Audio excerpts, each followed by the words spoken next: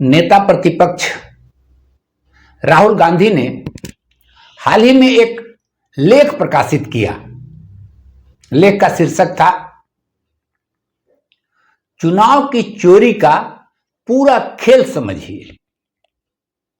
यह लेख सिर्फ एक राजनीतिक आरोप नहीं है, बल्कि हमारे लोकतंत्र की नींव को हिला देने वाली एक गहरी चेतावनी है। राहुल गांधी ने इस लेख में 2024 महाराष्ट्र विधानसभा चुनाव के संदर्भ में चुनावी प्रक्रिया की पारदर्शिता, संवैधानिक संस्थाओं की स्वतंत्रता और चुनाव आयोग की निष्पक्षता पर गंभीर सवाल उठाए हैं।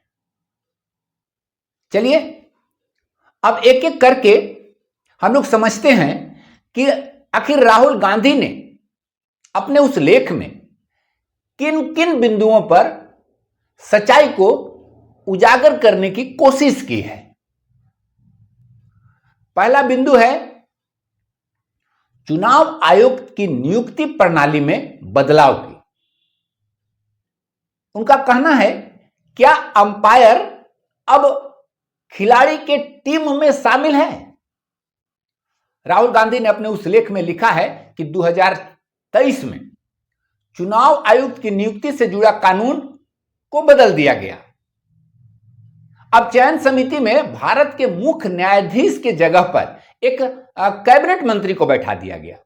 उनका कहना है कि इसका मतलब है कि जो खेल रहे हैं वही खिलाड़ी अब एम्पायर भी चुन रहे हैं। उन्होंने सवाल किया है कि क्या अब चुनाव आयोग स्वतंत्र रह गया है या फिर वह भी सत्ता के नियंत्रण में है। उनका बिंदु नंबर 2 जो मुख्य है वह है मतदाता सूची में विस्फोटक वृद्धि। क्या फर्जी नाम जोड़े गए? राहुल गांधी बताते हैं कि 2019 से 2024 तक महाराष्ट्र में सिर्फ 31 लाख नए मतदाता जुड़े, लेकिन अगले 5 महीने में अचानक 41 लाख नए मतदाता और जुड़ गए। यह वृद्धि तब हुई जब राज्य के बेशक आबादी सरकारी आंकड़ों के अनुसार 9.54 करोड़ से अधिक नहीं है। तो सवाल यह है, ये 41 लाख नए वोटर कहां से आए? क्या मतदाता सूची में हेराफेरी की गई? उनका जो तीसरा महत्वपूर्ण बिंदु है वह है वोट प्रतिशत में चमत्कारिक उछाल। उन्होंने कहा है कि अंधेरे में 76 लाख वोट पड़े हैं। राहुल गांधी अपने लेख में कहते हैं कि शाम 5 बजे तक वोटिंग प्रतिशत था 58.22%, लेकिन अगली सुबह वह 66.05% हो गया। यानी लगभग 76 लाख वोट रात के अंधेरे में पड़े, जिनकी न कोई लाइव में तस्वीर है, न कोई वीडियो है और न ही कोई गवाह। 2019 में यह अंतर सिर्फ 0.64% था, यानी 1% से कम, जबकि 2024 में यह 7.83% हो गया। क्या यह लोकतंत्र की सबसे पवित्र प्रक्रिया मतदान में गड़बड़ी का प्रमाण नहीं है? उनके लेख का चौथा मुख्य पॉइंट है चुनिंदा बूथों पर टारगेटेड धांधली, माइक्रो मैनेजमेंट का खेल।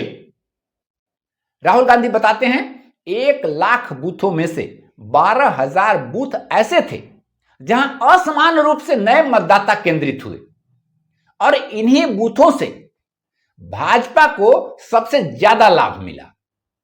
उनका सवाल है कि क्या यह महज संजोग है या एक सुनियोजित रणनीति? उनका 5वां अहम बिंदु है साक्ष्य छुपाने की कोशिश। क्या लोकतंत्र को ढका जा रहा है? लेख में राहुल गांधी आरोप लगाते हैं कि जब अदालत ने चुनाव के सीसीटीवी फुटेज मांगे तो नियम 93(2)(a) में तुरंत बदलाव कर दिया गया।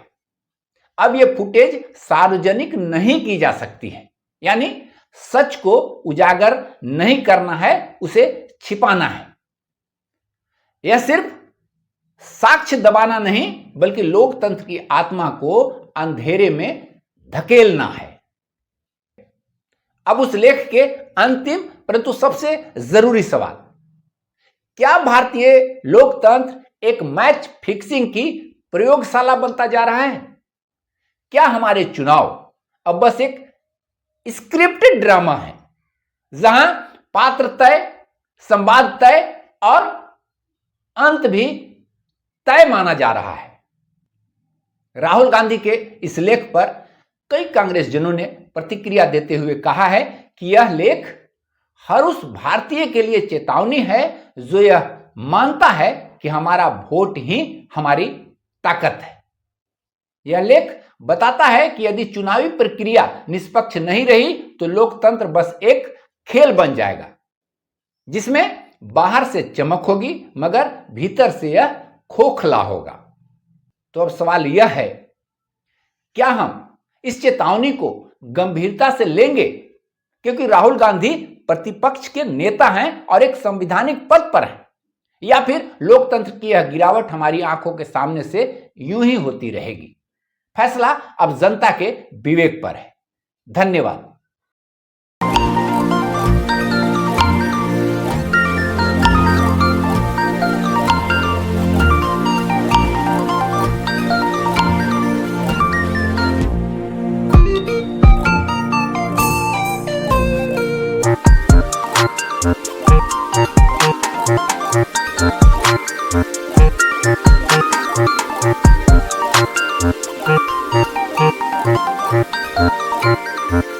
Thank you.